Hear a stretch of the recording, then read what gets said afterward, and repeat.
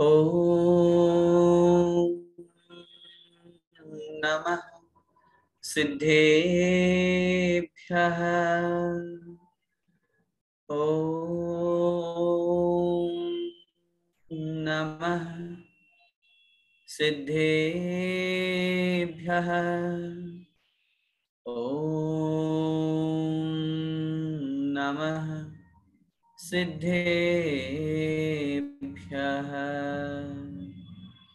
नमः श्रीवर्धमानाय निर्धूतकलिलात्मने सालोकानां त्रिलोकानां यद्विद्यादर्पणायते। पंच परमेष्ठी भगवान की जय। द्वादशांग जिनवाणी माता की जय। संत शिरोमणि आचार्य भगवंत 108 श्री विद्यासागर जी महाराज की जय। परम पूज्य गुरुदेव निर्यापक श्रमण मुनि पुंगव श्री सुधा सागर जी महाराज की जय। अढ़ाई द्वीपस्थ समस्त महामुनिराजों की जय। आचार्य भगवंत श्री समंत भद्र स्वामी द्वारा विरचित श्री रत्नकरंडक श्रावकाचार्य ग्रंथादिराज का हम स्वाध्याय कर रहे हैं और इस ग्रंथ में हम गृहस्थों के लिए जो महत्वपूर्ण है, बहुत उपयोगी है, ऐसे उन श्रावक के 12 व्रतों के बारे में हम समझ रहे हैं। 5 अणुव्रत और 3 गुणव्रत का हमारा वर्णन कथन पूरा हो चुका है और उसके पश्चात हमने अपने जीवन का आकलन करने के लिए, अपने जीवन को संयमित बनाने के लिए जो आचार्य महाराज ने हमें यहाँ उपदेश दिया कि हमें यम और नियम को धारण करना चाहिए। आजीवन जब भी हम कोई संकल्प लेते हैं, कोई व्रत ग्रहण करते हैं, तो वह यम कहलाता है। और जब वह संकल्प या वह व्रत कुछ दिनों के लिए होता है, कुछ महीने के लिए होता है, कुछ वर्षों के लिए होता है, तो वह नियम कहलाता है। और उन्हीं आचार्य भगवंत के उस आदेश को या उनके द्वारा उपदेशित धर्म को स्वीकार करते हुए पिछली 2 कक्षाओं में हमने यम और नियम के स्वरूप, 3 कक्षाओं में हमने यम और नियम के स्वरूप डायरी बनाई और उसके माध्यम से अपने जीवन में परिवर्तन लाने का अभ्यास करना प्रारंभ किया और बहुत लोगों का, हम सब लोगों का अभ्यास भी जारी है। उन नियमों को धारण करके हम अपने जीवन को बहुत अच्छा महसूस कर सकते हैं। जीवन में अनुशासन बहुत जरूरी होता है। एक शब्द होता है स्वतंत्रता और एक होता है स्वच्छंदता। अगर हम अपनी स्वतंत्रता को भूल करके व्यर्थ में अपनी मनमर्जी का कोई भी काम करते हैं, न किसी की सुनते हैं, न अपने आत्मा के बारे में, अपने स्वयं के बारे में सोचते हैं, जो कुछ भी करना है अपने अनुसार हम कर रहे हैं, तो स्वच्छंदता है। लेकिन यदि हम कुछ अनुशासित होकर के अपना कर्तव्य कर रहे हैं, तो स्वतंत्रता के अंतर्गत आता है। हम सभी अगर अनुशासित होंगे तो हम अपने परिवार को, अपने बच्चों को, अपने समाज को अनुशासित कर पाएंगे। और यदि हम स्वयं ही उच्छृंखल होंगे, हम स्वयं ही उद्दंड होंगे, हम स्वच्छंद प्रवृत्ति करेंगे, तो फिर हम अपने जीवन को तो समाप्त करेंगे ही, हम अन्य के लिए कोई आदर्श भी नहीं बन पाएंगे। इसीलिए अपन ने उन नियमों को अपने जीवन में अंगीकार किया। आइए अब हम आगे बढ़ते हैं। 3 गुणव्रतों के बाद में शिक्षा व्रत का वर्णन प्रारंभ हो रहा है। शिक्षा व्रत जहां 4 प्रकार के आचार्यों ने कहे हैं, जो मुनि बनने की शिक्षा देते हैं, उन्हें हम शिक्षा व्रत कहते हैं। वे 4 प्रकार के शिक्षा व्रत कौन कौन से होते हैं, उनको हम यहाँ पर समझते हैं। आचार्य समंत भद्र स्वामी महाराज के अनुसार 4 शिक्षा व्रत कौन से हैं, हम अगले श्लोक के माध्यम से देखेंगे। और ये भी हम जानेंगे कि अन्य आचार्य भगवंत भी 4 शिक्षा व्रतों को अन्य भिन्न रूप से कौन कौन सा कहते हैं, वो भी हम देखेंगे। आइए श्लोक का उच्चारण हम करेंगे और बहुत अच्छी तरह से उन 4 प्रकार के शिक्षा व्रत को समझेंगे। एक एक शब्द का उच्चारण करेंगे। देशावकाशिकम देशावकाशिकं वा सामयिकं प्रोषधोपवासो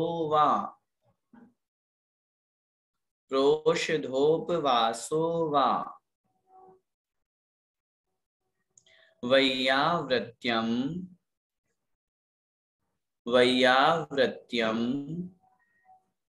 शिक्षाव्रतानि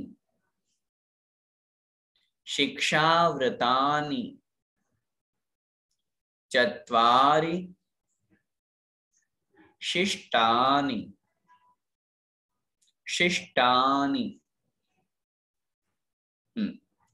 देशावकाशिकं वा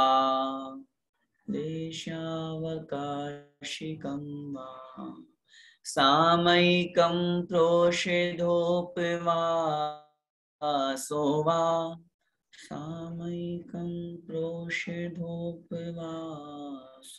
वा वैयावृत्यं शिक्षा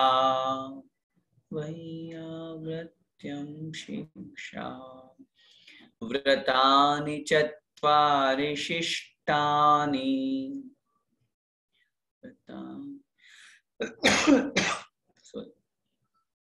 एक साथ बोलेंगे श्लोक को। देशावकाशिकं वा सामयिकं प्रोषधोपवासो वा वैयावृत्यं शिक्षा व्रतानि चत्वारि शिष्टानि। देखिए, शिक्षाव्रत अधिकार प्रारंभ हो रहा है और उसी में सबसे पहले शिक्षाव्रत के 4 भेदों का कथन आचार्य महाराज यहाँ कर रहे हैं। देशावकाशिकम अर्थात देशावकाशिक, वा मतलब अथवा के साथ में यहाँ अन्य अर्थ में और भी लगाया गया है, वा मतलब और। सामयिकम अर्थात सामायिक। प्रोषधोपवासो वा मतलब और। प्रोषधोपवास है अर्थात प्रोषधोपवास, वा मतलब और। वैयावृत्यम अर्थात वैयावृत्ति। शिक्षाव्रतानि अर्थात शिक्षाव्रत। चत्वारि मतलब 4। शिष्टानि मतलब कहे गए हैं, उपदिष्ट किए गए हैं, उपदेश दिए गए हैं, बताए गए हैं।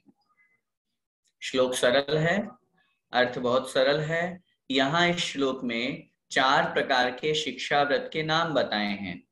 देशावकाशिक, सामायिक, प्रोषधोपवास और वैयावृत्य। ये 4 शिक्षाव्रत शिष्टानि मतलब कहे गए हैं या जिनेंद्र भगवान द्वारा उपदेश दिए गए हैं। ठीक है, सरल है। अब भावार्थ समझें। सबसे पहले हम शिक्षाव्रत की परिभाषा समझें। शब्द है शिक्षाव्रत, जो व्रत हमें मुनि बनने की शिक्षा देते हैं। शब्द से अर्थ निकालेंगे। जैसे अणुव्रत, अणु माने छोटे, सूक्ष्म। जो पूरी हिंसा का, हम पूरे पाप का त्याग नहीं कर सकते तो हमने थोड़े पाप का त्याग कर दिया, तो जो छोटे व्रत हैं उन्हें हम अणुव्रत कहते हैं, जो बड़े व्रत हैं उन्हें हम महाव्रत कहते हैं। गुणव्रत, जो हमारे गुणव्रत, जो हमारे अणुव्रतों में मूल आत्मा के गुणों में वृद्धि करते हैं, उन्हें हम गुणव्रत कहते हैं। गुणों में वृद्धि करने वाले गुणव्रत कहलाते हैं। अब शिक्षाव्रत, जो व्रत हमें मुनि बनने की शिक्षा देते हैं, महाव्रतों को धारण करने की शिक्षा देते हैं, जिनका पालन करने से हम अगर आगे भविष्य में महाव्रतों को अंगीकार करेंगे तो उनका अभ्यास पहले ही हो जाता है। अभी अपन इनको समझेंगे चारों शिक्षा व्रतों को, तो हमें ये बात समझ में आएगी कि हाँ, जो इनका पालन बहुत अच्छे से कर लेते हैं उन्हें भविष्य में मुनि मार्ग पर ज्यादा कठिनाई नहीं आती।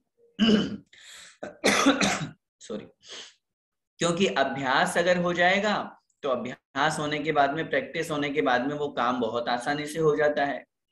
जैसे सामायिक है, उदाहरण समझिए।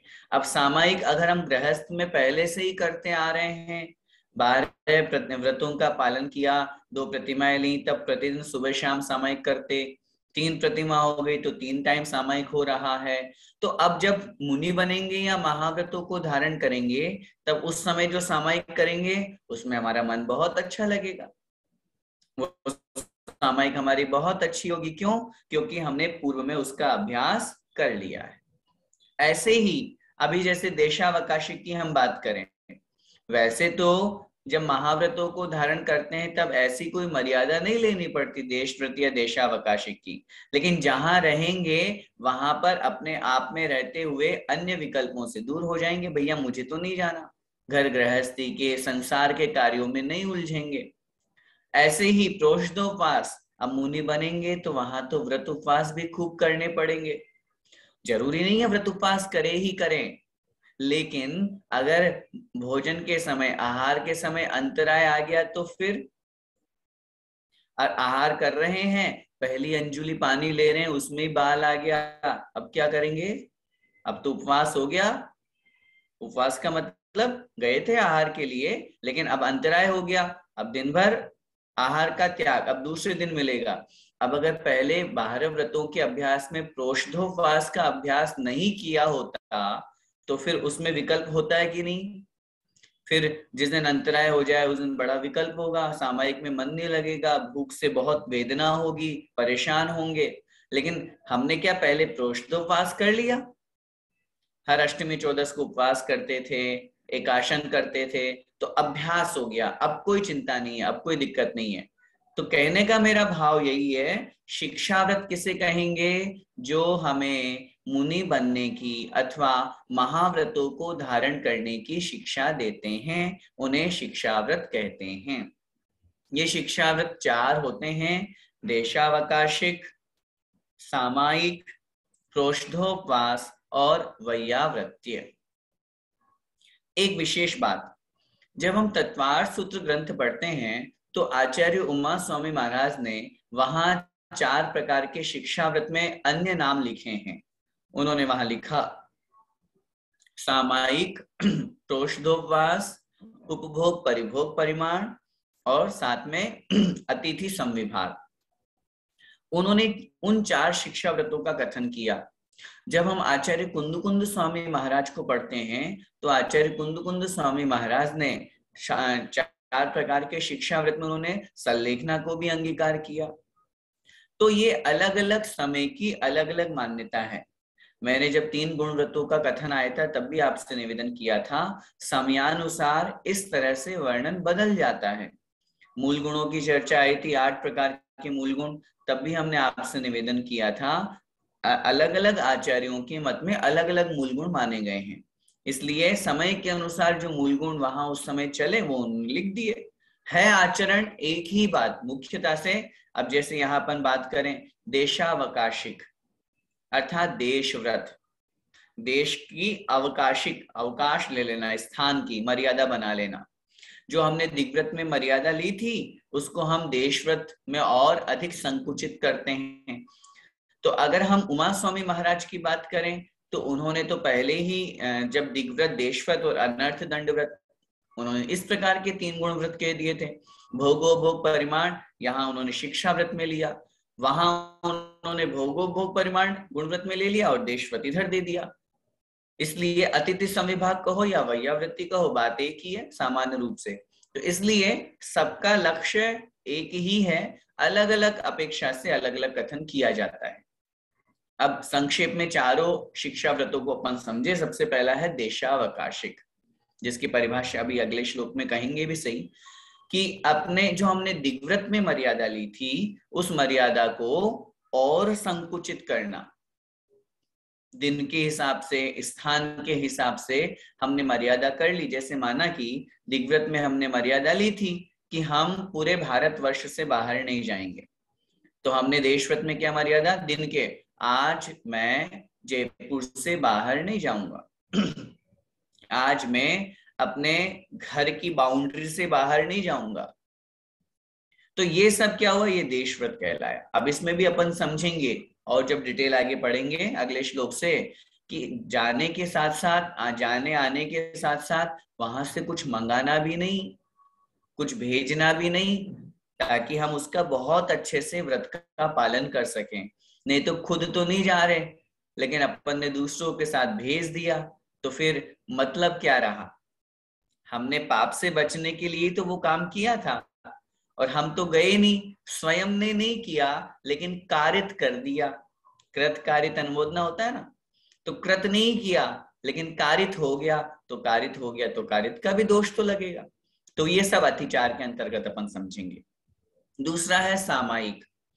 समय शब्द का मतलब होता है आत्मा, समय का मतलब होता है शास्त्र, समय का मतलब होता है टाइम, काल, काल द्रव्य जिसे हम कहते हैं।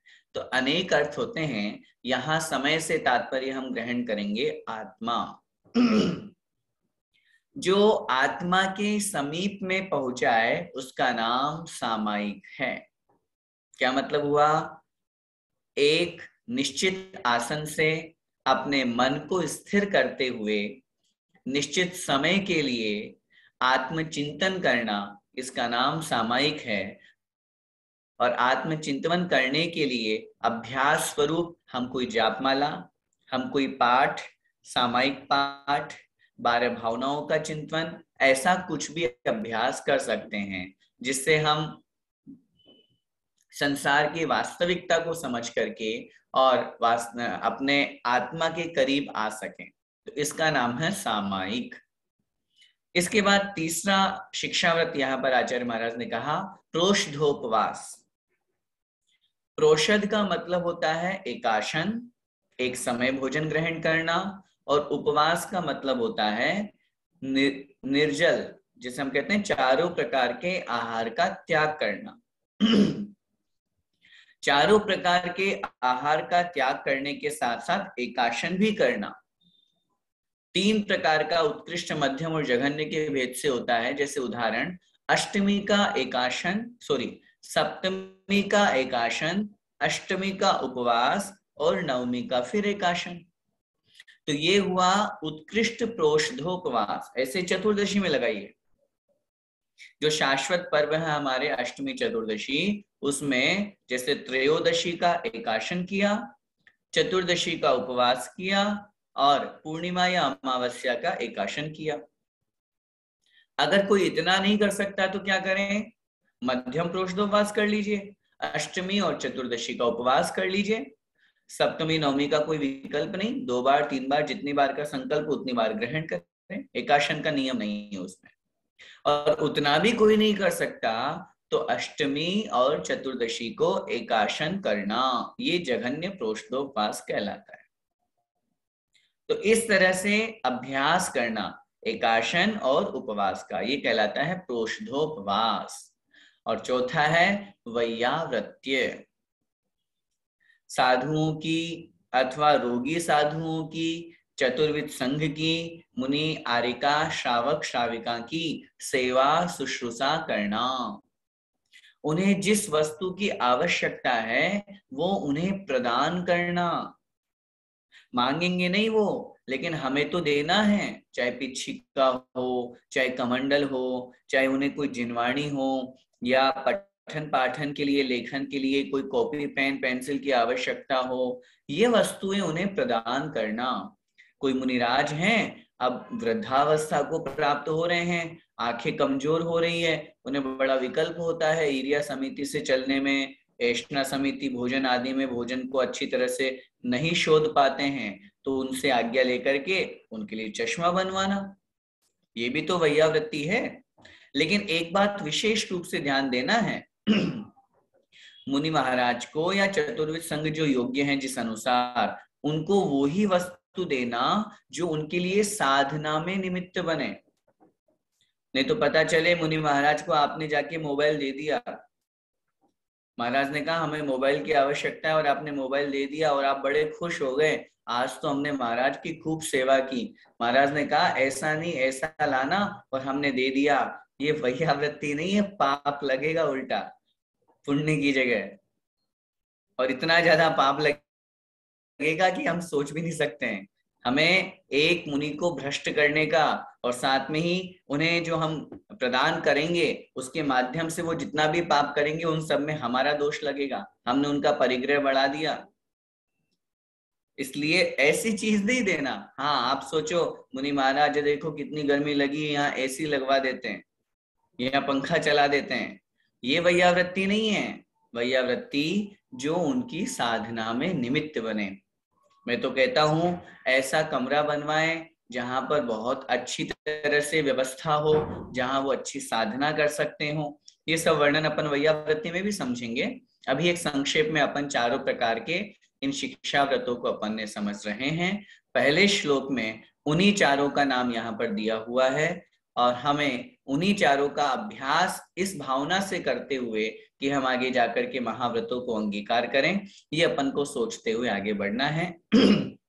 आइए अब इसके पश्चात जो दूसरे नंबर का इस अधिकार में श्लोक है, जिसमें उस प्रथम शिक्षाव्रत देशावकाशिक का लक्षण बताया गया है कि देशावकाशिक किसे कहते हैं और उसकी क्या परिभाषा है, उसका क्या स्वरूप है, उसको हम श्लोक के माध्यम से यहाँ पर समझते हैं। श्लोक का उच्चारण करते हुए हम उसका अर्थ देखेंगे। आइए देखिए। देशावकाशिकम स्यात् काल परिच्छेदनेन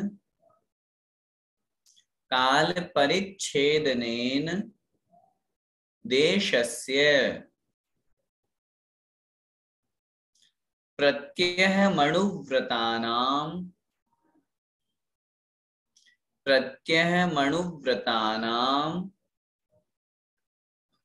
प्रतिसंहारो विशालस्य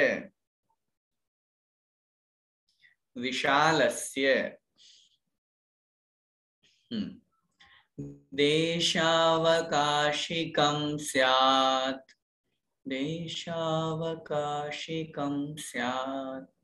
काल परिच्छेदनेन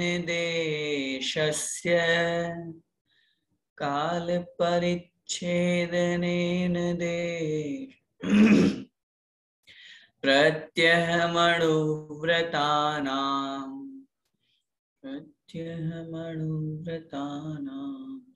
प्रतिसंहारो विशालस्य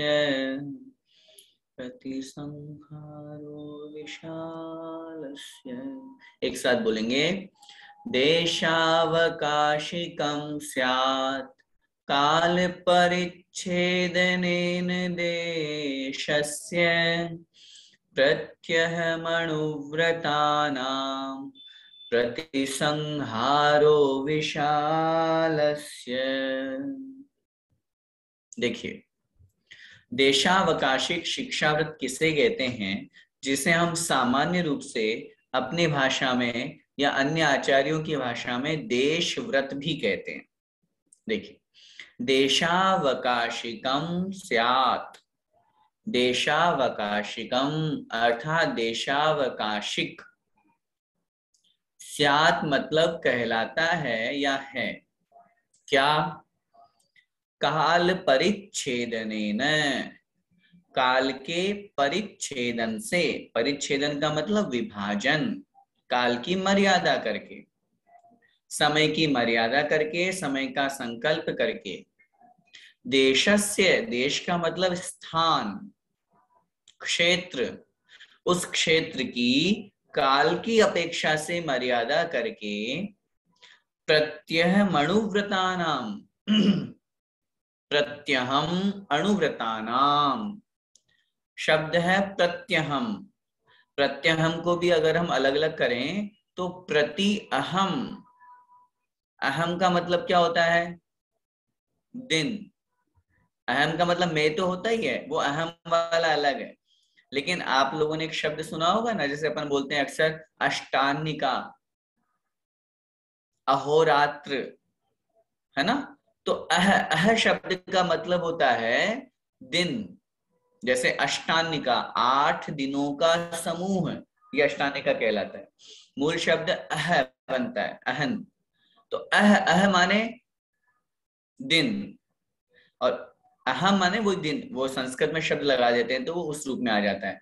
तो प्रति अहम अर्थात प्रतिदिन, क्या मतलब हुआ? ऊपर की पंक्ति से लगाइए, काल की मर्यादा करके क्षेत्र के साथ में अहम, प्रति अहम अर्थात प्रतिदिन, अणुव्रतानाम, अणुव्रतों का, जो अणुव्रतों को धारण करने वाले हैं उन श्रावकों का, प्रतिसंहारो विशालस्य, प्रतिसंहारो, प्रतिसंहार करना, संकोच करना, उसको सिकुड़वाना, कम करना, किसको? विशालस्य, विशाल क्षेत्र को। ये विशालस्य देशस्य के साथ जुड़ेगा, दोनों की विभक्ति वचन एक है। विशालस्य देशस्य अर्थात जो विशाल देश, देश माने स्थान, क्षेत्र, जो हमने बहुत विशाल क्षेत्र बनाया था। किसमें बनाया था? दिग्व्रत में। हमने जब दिग्व्रत का नियम लिया था तो हमने क्या संकल्प बनाया था? हमने ये संकल्प बनाया था कि मैं भगवान आजीवन दशों दिशाओं में यहाँ यहाँ तक की मर्यादा करता हूं। अब दशों दिशाओं में हमने जो मर्यादा की तो क्या हुआ? ये तो बहुत बड़ी थी ना, ये तो जीवन भर के लिए थी।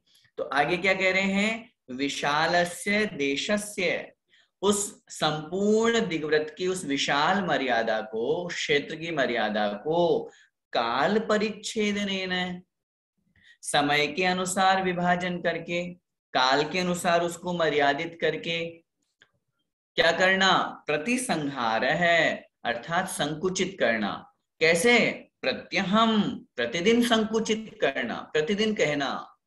एक बात बहुत अच्छी तरह से समझिएगा, देशावकाशिक शिक्षाव्रत प्रतिदिन ग्रहण किया जाता है।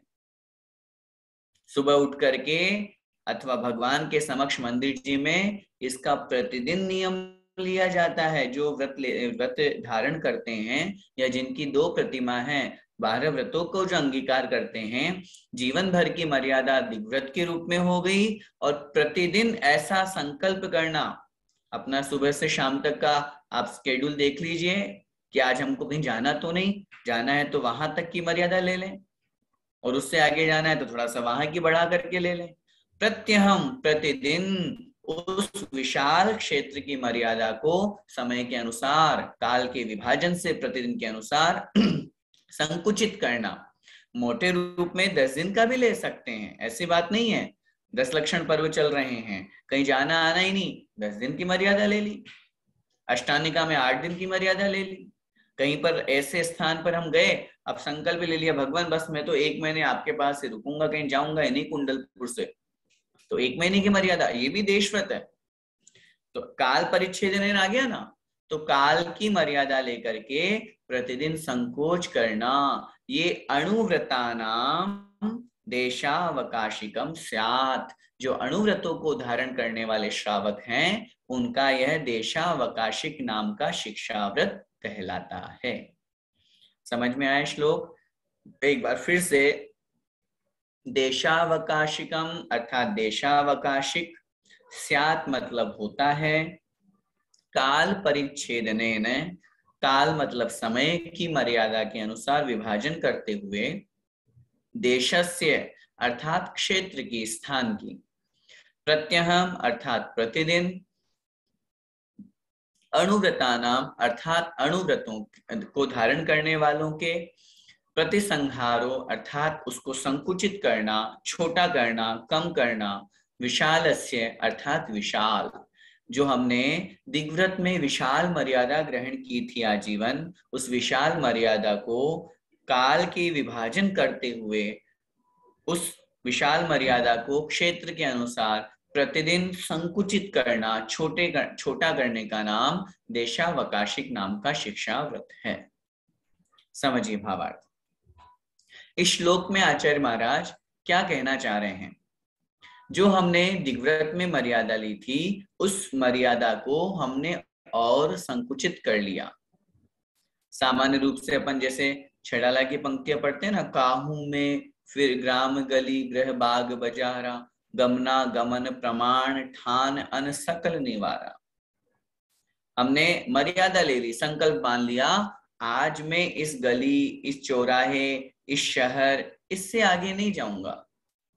तो इसमें आज भी आ गया, आज मतलब काल, और स्थान भी आ गया, गली चौराहा या शहर या डिस्ट्रिक्ट, कुछ भी। क्योंकि दिग्व्रत में जो हमने मर्यादा ली थी वो तो आजीवन ली थी। अब हर दिन तो हम जाएंगे आएंगे नहीं ना।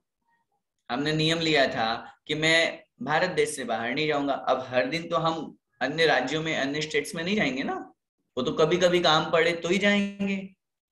तो अब उस मर्यादा को और संकुचित कर लेंगे तो क्या होगा, हम बहुत पाप से बच जाएंगे। ये देशव्रत क्यों धारण किया जाता है, ये देशावकाशी क्यों धारण किया जाता है? क्यों? इसलिए ताकि हम और पाप से बच सकें। जो पाप हमारा पूरे दिग्व्रत में फैल रहा था, दिग्व्रत के अंतर्गत जितनी मर्यादा हमने बांधी थी, एक एग्जांपल समझिए, माना कि 100 किलोमीटर का दायरे का राउंड अपन ने लगाया था, मुझे दिग्व्रत में इतना रहना है। अब 100 किलोमीटर डेली तो नहीं जाना ना, नहीं घूमना ना, तो हमने क्या किया, आज हमने संकल्प ले लिया, उस 100 किलोमीटर के राउंड में हमने एक गोला छोटा सा बना लिया 1 किलोमीटर का। बस आज मैं इतने से मैं रहूंगा, बाकी का मेरा त्याग।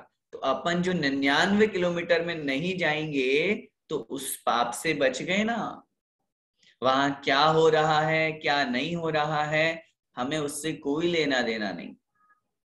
हमारे वहां न कृत है, न कारित है, न अनुमोदन है, कुछ नहीं है। तो देशव्रत में काल की भी मर्यादा और स्थान की भी मर्यादा, इस तरह से दोनों मर्यादाओं को वहां पर ग्रहण किया जाता है। समय आपका हो रहा है, हमें इस बात को अच्छी तरह से समझना है कि जो देशावकाशिक है या देशव्रत जिसे हम कहते हैं, उसमें आजीवन जो मर्यादा दिग्व्रत में ली गई थी उसको और अधिक संकुचित किया जाता है और अधिक कम किया जाता है, ताकि हम पाप से और अधिक अच्छी तरह से बच सकें। पाप से बचने का ही हमारा मूल उद्देश्य है। इसीलिए यहाँ शब्द का प्रयोग किया प्रतिसंहार है। प्रतिसंहार माने संकुचित करना, कम करना, और उसी कम करने का नाम देशव्रत है। आगे के श्लोकों में हम वो देखेंगे वो किन किन क्षेत्रों में किस अपेक्षा से मर्यादा ली जाती है। और काल की अपेक्षा से क्या प्रतिदिन की मर्यादा लें, या 1 महीने 2 महीने 6 महीने की भी ले सकते हैं, 15 दिन की भी ले सकते हैं। तो काल की अपेक्षा विभाजन, क्षेत्र की अपेक्षा विभाजन, और जो देश व्रत को धारण करता है उपचार से उसके महाव्रत भी आचार्यों ने बताए हैं, वो किस दृष्टि से है, उसमें कैसे दोष लग सकते हैं, उन दोषों से हमें कैसे बचना है, इन सब का कथन आगे के श्लोकों में होगा। उनको हम समझ करके और अपने इस देश व्रत को ठीक करने का या अभ्यास करने का प्रयास करके और शिक्षा व्रत को अपने जीवन में लाने का प्रयास करेंगे। इसी मंगलमय भावना से बोले द्वादशांग जिनवाणी माता की जय।